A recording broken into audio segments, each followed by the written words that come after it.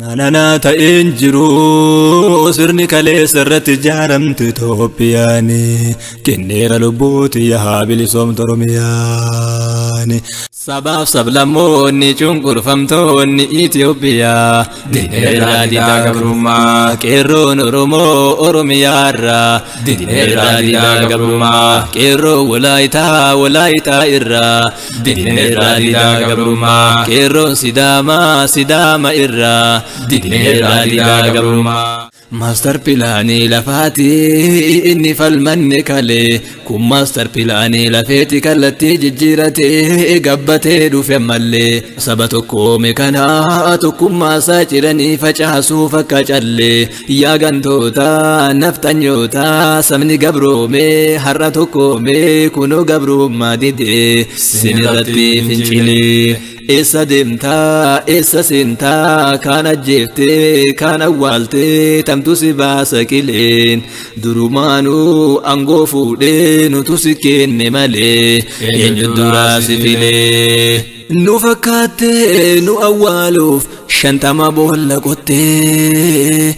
nu fakkaattee qe'ee nu dhaaluuf shantama boolla qottee yaa hammaataa hammeenya caalu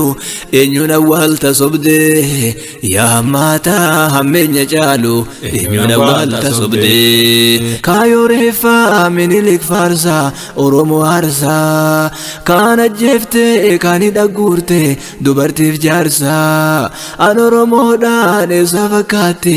Oromoo cabsaa hayyoota keenyaaf gootota keenya sareen adamsaa kaan siin jedhu kuyyoo si galu dide afaanii abboota kan kee dhayxee gaafatta qabatamaanii wal arguuf jirta Minilikii wajjin yeroo dhiyootti abshir qaamanii wal arguuf jirta Minilikii wajjin yeroo dhiyootti abshir qaamanii wareegama kaffallee haqni keenya bilisummaa har'as kalee siddi kan keetu dhiigaa har'as kalee siddi kan keetu dhiigaa mootummaan aangoo qabatu dhiiga keerra fiiga miilli dhiigarra fiiguni mucucaate amma kufuu ga'e fakkaata dhiigi gaara sodaatan hundumaa siddiigaa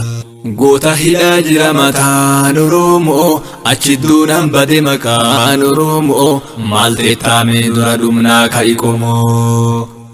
kaleessa Minisootarraa nu waamtaa har'a ammoo sagaleen kee mana hidhaa itti cabsineerra Oromoo lollichidhaa kaleessa Minisootarraa nu waamtaa jawweeko har'a ammoo sagaleen kee mana hidhaa itti cabsineerra Oromoo lollichidhaa